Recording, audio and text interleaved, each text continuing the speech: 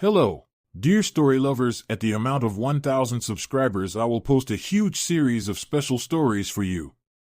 Subscribe now. The soft hum of the EOS Pathfinder broke the silence of space as Dr. Alara Miles adjusted the ship's trajectory. The coordinates from the distress signal pointed to a barren planetoid, floating like a forgotten pebble at the edge of the Vela system. She squinted at the readings: no significant vegetation, no water, no signs of habitation. Still, the signal persisted, a weak, pulsing beacon on her dashboard. What could be out here? Alara muttered, her voice echoing in the empty cockpit. The question wasn't rhetorical. Nothing should have been here. Her training as a galactic medic had taught her to expect the unexpected, but the silence of the planetoid felt ominous. The Pathfinder descended through thin, swirling mist, settling gently on the rocky surface. As the engines powered down, Alara donned her environmental suit and grabbed her medkit, her heart thumping with a mix of curiosity and trepidation. She stepped out onto the brittle ground, her boots crunching against the sharp, glassy terrain. The distress signal was louder now, a rhythmic pinging in her earpiece. It led her across the jagged landscape until she came to a steep crater. Peering over the edge, her breath caught. At the center of the crater lay a series of glowing eggs, each the size of a boulder, their translucent shells pulsing faintly like distant stars. Surrounding the eggs was a mess of metallic debris, twisted into jagged, unnatural shapes. It looked like a structure had collapsed or been intentionally destroyed. Alara activated her scanner, and the readings made her stomach tighten. The eggs emitted faint life signs, but they were weak, their thermal signatures far too low to sustain the embryos inside. The scanner also picked up traces of Crythian DNA, an advanced alien species known for bioengineering. Crythians were revered across the galaxy for their brilliance, but feared for their ruthless pragmatism. Why would they leave these behind? Alara whispered. The answer came unbidden and chilling: they abandoned them. Her eyes darted to the shattered remnants of the metallic structure. Was it an incubator? A protective habitat? The realization hit her like a blow. Whatever purpose the Crythians had for these eggs, they had deemed it unnecessary to carry it out. Whether it was failure, disinterest, or cold calculation, they had left these unborn creatures to die. Alara's gloved hands trembled as she knelt beside the nearest egg. The shell was warm under her touch, despite the low thermal readings. Inside, a shadowy form twitched weakly, as if fighting against the inevitable. She didn't have much time. Alara to Pathfinder, she said, her voice steadier than she felt. Prep the cargo bay for emergency containment. I'm bringing the eggs aboard. The ship's AI acknowledged her command, and she began the delicate process of transferring the eggs. Using her exosuit's mechanical arms, she lifted the fragile orbs one by one, careful not to jostle them. Each step back to the ship felt like a marathon, the eggs heavier with each trip. By the time the last egg was secured, sweat slicked her face inside the suit, and her muscles ached. Back aboard the Pathfinder, Alara modified the ship's life support system to mimic the conditions of an incubator. She adjusted the temperature, humidity, and radiation shielding, using every ounce of her training to create an environment that might give the eggs a fighting chance. Hours passed, and exhaustion tugged at her, but she refused to rest. Sitting in the dim glow of the ship's medical bay, she watched the eggs with an intensity born of desperation. One by one, the thermal signatures on her monitor began to rise, albeit slowly. Her heart soared. They were stabilizing. But as relief washed over her, the ship's proximity alarm blared. Alara jumped to her feet and ran to the cockpit. A small vessel was approaching rapidly, its markings unmistakable Crythian. What now? She muttered, her hand instinctively gripping the controls. The Crythians never did anything without a reason. Had they tracked the distress signal? Were they coming to reclaim the eggs? Or worse, were they here to ensure the eggs were destroyed? Alara's jaw tightened. Whatever their intentions, she wasn't about to let them harm the creatures she had just fought to save. She flipped the Pathfinder's shields to full power and prepared for what came next, her mind racing with plans to protect her fragile cargo. For better or worse, her discovery had just become a battle for survival. The EOS Pathfinder drifted through the void, its engines on low power to avoid detection. Dr. Elara Miles sat in the dimly lit mid-bay, her eyes fixed on the glowing eggs that pulsed faintly in their makeshift incubators. The Crithian vessel that had pursued her was long gone, either deterred by her shields or disinterested in a direct confrontation, but the tension hadn't left her chest. Her scanner beeped, drawing her attention to the largest egg. Its thermal signature had spiked in the last hour, and faint tremors rippled across its surface. The creature inside was moving. "They're waking up," Elara whispered, equal parts exhilarated and terrified. She scrambled to her workstation, adjusting the environmental controls to simulate the conditions of a natural hatchery. The air grew warmer, tinged with a faint humidity that glistened on the mid-bay's metallic surfaces. The first egg cracked. Elara held her breath as a jagged line split the translucent shell. A faint, melodic hum filled the room, a sound that seemed to resonate deep within her bones. A clawed limb, shimmering with scales that refracted light like a prism, pushed through the fissure. Slowly, a head emerged, its elongated snout dripping with viscous fluid. The creature blinked once, revealing eyes as black and infinite as the cosmos. A dragon. Its body was a mesmerizing blend of biology and engineering. Its scales shimmered with a bioluminescent glow, shifting colors as it moved. Thin, membranous wings folded against its back, twitching as they dried in the warm air. The creature tilted its head, fixing Elara with an unnervingly intelligent gaze. "Welcome to the world," she murmured, her voice trembling. She reached out cautiously, her hand hovering just inches from its snout. The dragon leaned forward, sniffing her fingers before pressing its head gently against her palm. A wave of emotion, gratitude, curiosity, hunger flooded her mind. Elara gasped, realizing the creature was telepathic. The other eggs began to stir, cracks spreading across their surfaces. Within minutes, the mid-bay was alive with the sounds of hatching. One by one, the dragons emerged, each unique in size and coloration. One had scales that shimmered silver, while another was deep emerald, with streaks of gold running along its wings. They moved with surprising coordination for newborns, gathering around Elara like ducklings following their mother. She worked quickly to provide for their needs. Using her scanner's biological analysis, she synthesized a nutrient-dense formula that mimicked the organic compounds found in their eggs.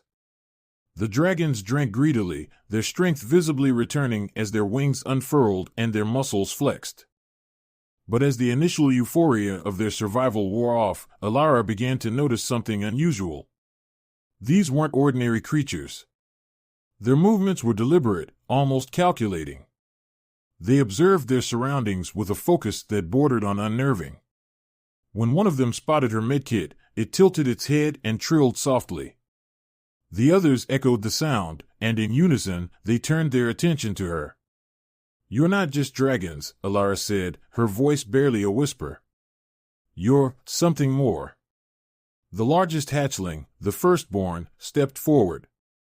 It placed a clawed hand on her arm, and for a moment, Elara's vision blurred. Images flooded her mind, starscapes, ancient ruins, and a faint memory of what could only be the Crithians. A voice, clear yet alien, echoed in her thoughts. "We were left." The simplicity of the statement carried a weight that made her knees weaken. These dragons, as magnificent and advanced as they were, had been abandoned. The Crithians, known for their technological and biological experiments, had likely created them. But why? For war? For exploration? Or something more sinister? Before she could process the implications, the ship's proximity alarm blared again. Elara's stomach dropped. She rushed to the cockpit, the dragons following close behind, their claws clicking against the metal floor. On the scanner, a new vessel loomed, a sleek black ship that bore no identifying insignia. It wasn't Crithian, but it wasn't friendly either. Its weapon systems were already powered up. Great, Alara muttered, flipping on the Pathfinder's shields. I hope you guys are fast learners. The dragons chirped in unison, their heads tilting as if they understood her. The firstborn climbed onto the console, staring at the incoming ship. Its eyes narrowed, and the air in the cockpit seemed to ripple. Suddenly, the enemy ship's movements faltered. Its engine sputtered, and its weapons powered down. Alara's jaw dropped. Did you just? The firstborn let out a low trill, and the other dragons joined in.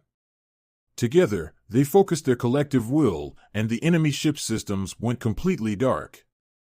It drifted away, powerless, until it disappeared from the scanner. Alara collapsed into the pilot's chair, her head spinning. You're telepathic, you can manipulate technology, and you're barely a day old. What else can you do? The firstborn gazed at her with those infinite eyes, and she felt the faint echo of its answer in her mind. Learn. Protect. Survive. Alara swallowed hard. These weren't just creatures. They were beings of incredible power, engineered for purposes she could only begin to imagine. And now, their survival and perhaps her own depended on what came next. As she stared out at the vast expanse of stars, she realized her life had changed irrevocably. Whatever the Crithians' plans had been, Alara knew one thing for sure: these dragons weren't abandoned anymore. The Eos Pathfinder was a sturdy ship, but it wasn't built for the kind of cat-and-mouse game Alara Miles now found herself in. Days after the hatchlings had emerged, the galaxy seemed to have turned its eyes toward her. Word of the dragons had leaked, perhaps from the faint traces of their power when they disabled the black ship, or perhaps from a lurking Crithian spy drone she hadn't spotted. Either way, she and the dragons were being hunted. Alara leaned forward in the pilot's seat, sweat beading on her brow as she guided the Pathfinder through the jagged debris field of a shattered moon. Behind her, a squadron of mercenary ships closed the distance, their weapon systems glowing ominously. Hold tight, kids, she muttered, stealing a glance back at the mid-bay. The dragons, now nearly twice their original size, were gathered around the firstborn, whose shimmering scales pulsed with a faint rhythm. The lead dragon tilted its head, as if understanding her words. A barrage of plasma bolts streaked past the ship, one grazing the shields. The Pathfinder's hull groaned under the impact, and alarms blared in the cockpit. We can't keep this up, Alara said through gritted teeth. Not unless. Before she could finish, the firstborn dragon unfurled its now enormous wings and let out a resonant trill that shook the air.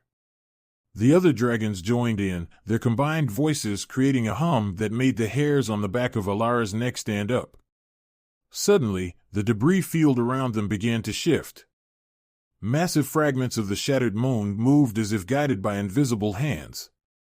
The chunks of rock and metal formed a protective barrier around the Pathfinder, blocking the mercenary ship's line of fire. Alara's eyes widened. You're manipulating gravity? The firstborn glanced at her, its black hole-like eyes gleaming with a knowing intelligence. With a final pulse of its telepathic will, it sent the largest piece of debris hurtling toward the lead mercenary ship. The impact shattered the vessel into 1,000 glittering fragments, forcing the others to scatter. Alara seized the opportunity, punching the thrusters and breaking free of the debris field. The remaining mercenaries didn't pursue, either too disoriented or too afraid to face the dragons again. As the Pathfinder slipped into the safety of a nearby nebula, Alara let out a long breath and slumped in her seat. You guys might be the only reason we're still alive. The firstborn chirped softly, a sound that felt almost reassuring. Hours later, Alara sat at the ship's small galley table, surrounded by the dragons. They watched her intently as she reviewed a holomap, searching for a safe haven. The Outland seemed like the best option, a region of space where the Galactic Council's authority was weak and where fugitives like herself could disappear. You've got enemies everywhere, she said, glancing at the dragons. The Crithians probably want you back to finish whatever experiment they started.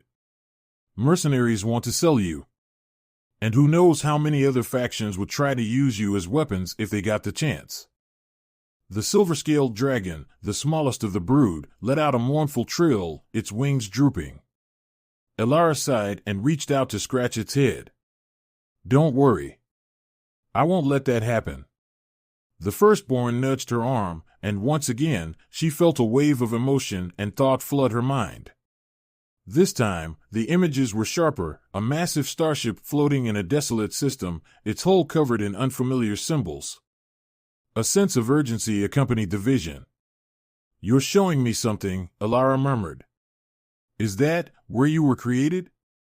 The dragon's head bobbed in what could only be described as a nod. Elara leaned back, her mind racing. If the dragons could remember their origin, maybe they could find answers why they were created, why they were abandoned, and most importantly, how to keep them safe. But venturing to an unknown system could also lead them straight into a trap. The journey to the Outlands was perilous, with the Pathfinder narrowly avoiding detection by bounty hunters and patrols. Along the way, the dragons grew stronger and more coordinated. They began to train themselves, experimenting with their abilities under Elara's watchful eye. The firstborn demonstrated an uncanny ability to warp short distances through space, appearing and disappearing in flashes of light. The emerald-scaled dragon could manipulate electromagnetic fields, disabling electronic devices with a flick of its tail.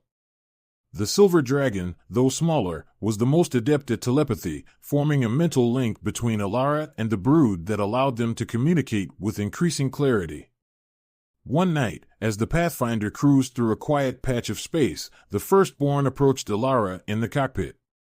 It pressed its forehead against hers, and she felt a single word resonate in her thoughts. Home. Elara frowned. You think the Outlands could be a home? Or are you talking about the place in your vision? The dragon didn't answer, but the intensity of its gaze told her that it believed they were headed in the right direction. When they finally reached the Outlands, they landed on a barren, rust-colored moon orbiting a dying star. The settlement there, a ramshackle collection of ships and prefabricated structures, was a haven for smugglers, traders, and those seeking to disappear. Elara secured docking space and quickly made contact with Joran, a rogue pilot she had known from her time in the Galactic Wildlife Conservation Unit. Joran was a gruff but resourceful man, his ship bristling with stolen tech and experimental modifications. You've got some guts showing up here with that cargo, Joran said, his eyes narrowing as he glanced at the dragons peering out from behind Elara. Every faction in the galaxy's got a bounty on your head. That's why I need your help, Elara replied. I'm not looking to sell them, Joran. I'm looking to keep them alive.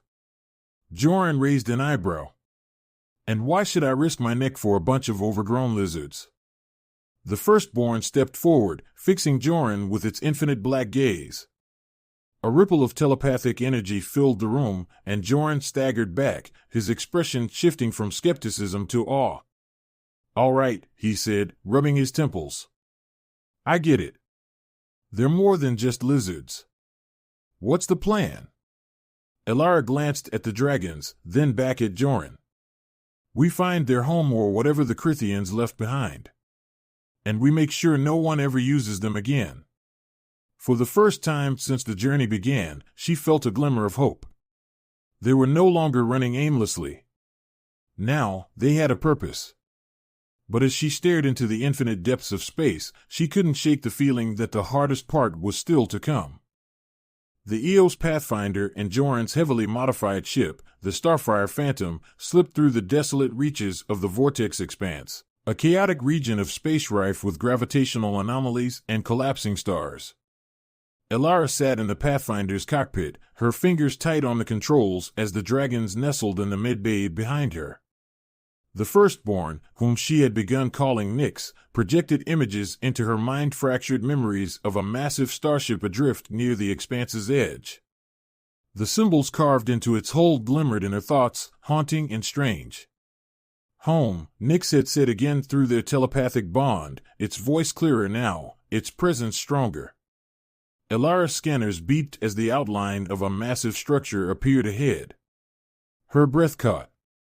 The ship from Nyx's vision loomed in the void, its colossal form almost blending with the darkness. The hull was weathered and fractured, its metallic surface etched with alien symbols that shimmered faintly, as if alive. The Crythian ship. The Starfire Phantom docked alongside the Pathfinder, and Joran joined Elara as they stepped onto the Crythian vessel. The dragons followed closely, their claws clicking against the eerily pristine floors of the ship's interior. The atmosphere was breathable but stale, carrying the faint metallic tang of disuse. "This place gives me the creeps," Joran muttered, his blaster drawn. "You sure this is where you want to be?" Elara nodded. "If we're going to understand what the Crythians intended for these dragons, we need to know what happened here." The dragons moved with purpose, as if guided by an unseen hand. Nyx led the way, its bioluminescent scales glowing brighter as they delved deeper into the ship. They passed through vast, empty chambers, their walls covered in glowing glyphs that seemed to hum faintly when the dragons approached. Finally, they reached what appeared to be the heart of the ship, a massive chamber filled with crystalline pods, each containing the faint outline of an unhatched dragon. Elara's chest tightened as she realized the scale of the Crythians' experiments. "This wasn't just a ship," she said softly. "It was a breeding ground." Joran whistled low. "Looks like they were building an army." Elara approached one of the pods, her hand hovering over its surface. Inside, a dragon lay dormant, its form slightly different from her hatchlings, its features sharper, more menacing. "They engineered them for war," she said, her voice trembling. "But Nyx and the others, they were different. They weren't meant to fight. They were left behind because they didn't fit the Crythians' vision." Nyx let out a low, resonant hum that reverberated through the chamber. The glyphs on the walls flared to life, and a holographic projection filled the airy Crythian figure, tall and imposing, its translucent form flickering as it spoke in a melodic yet alien tongue. Elara's translator struggled to keep up, but she caught fragments of the message: genetic perfection, symbiotic intelligence, rejected line, left to nature. Her stomach twisted. The Crythians hadn't just abandoned the hatchlings, they had deemed them failures, unfit for the brutal purpose they were created for. Suddenly, the ship trembled. The sound of distant engines echoed through the corridors. "We've got company," Joran growled, glancing at his handheld scanner. "Multiple vessels inbound. Looks like the Crythians want their ship back." Elara's heart raced. "We need to get out of here." Nyx, however, didn't move. It stepped toward the central console, its wings unfurling as its body began to glow with an intense light. The other dragons followed, their scales shimmering in harmony. The chamber filled with a low hum, and the dormant dragons in the pod stirred. "What are they doing?" Joran asked, his voice tinged with both awe and fear. "They're waking the others," Elara said, her eyes wide. "They're not running, they're standing their ground." The Crythian ships broke through the ship's defenses, their hulls sleek and ominous as they docked. Armored soldiers poured into the vessel, their weapons gleaming under the harsh lights. Elara and Joran took cover behind a fallen console, their weapons drawn, but the dragons stepped forward, forming a protective line between their human allies and the advancing Crythians. Nyx let out a deafening roar, and the other hatchlings joined in. The air around them shimmered, and the walls seemed to bend and twist. The Crythian soldiers faltered, their movements sluggish as if an invisible force weighed them down. Nyx raised its wings, and a pulse of telepathic energy surged through the chamber. The glyphs on the walls flared brighter, and the dormant dragons began to hatch, their crystalline pods shattering as they emerged. Unlike Nyx and the others, these dragons were larger and fiercer, their scales darker and their eyes glowing with raw power. For a moment, Elara feared they might turn on her hatchlings. But Nyx stepped forward, locking eyes with the largest of the newly awakened dragons. The two seemed to communicate in a language beyond words, their telepathic bond forming an unspoken truce. The tide turned swiftly. The combined might of the dragons overwhelmed the Crithian forces, their weapons rendered useless against the dragons' abilities. The soldiers retreated, their ships fleeing into the void. In the aftermath, the chamber fell silent except for the soft hum of the glowing glyphs. The newly awakened dragons gathered around Nyx and the others, forming a unified group. Elara approached Nyx, her hand resting gently on its head. "You didn't just wake them," she said softly. "You led them." Nyx pressed its forehead against hers, and a wave of emotions flooded her mind: pride, hope, and a sense of belonging. For the first time, Elara realized that Nyx wasn't just protecting its own kind. It was leading a new generation of beings, not as weapons, but as something greater. Months later, Elara stood before the Galactic Council, the dragons by her side. The council chamber, a grand hall filled with representatives from every corner of the galaxy, fell silent as she spoke. "These creatures are not weapons," she said, her voice steady. "They are sentient beings with the potential to reshape our understanding of life itself.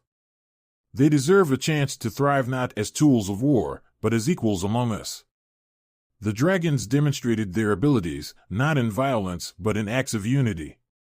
Nyx projected a vision of peace, a galaxy where dragons and sentient beings coexisted, where their powers were used to heal rather than harm.